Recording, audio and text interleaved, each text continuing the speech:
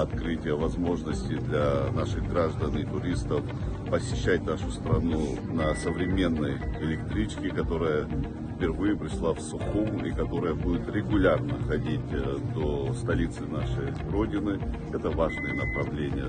Считаю, что мы усилим свою деятельность в рамках сотрудничества, в том числе и с руководством Российской Федерации, на реализацию такого рода проектов.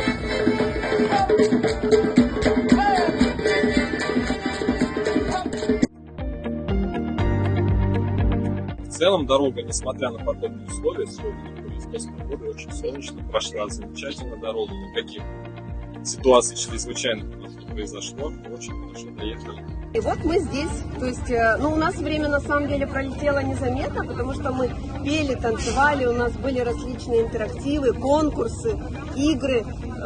Время очень быстро пролетело. Это было крайне удобно, потому что все было комфортно. Я ехала, чуть-чуть поработала, чуть-чуть попели песни, чуть-чуть посмотрели на то, как было красиво за окном.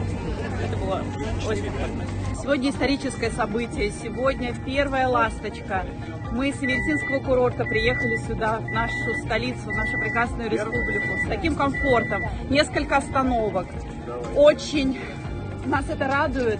И, безусловно, это сразу возможности для нас, конечно, и для туристического потока, чтобы разгрузить даже границу.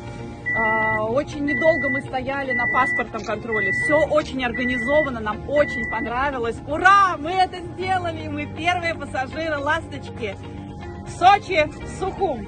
Ура!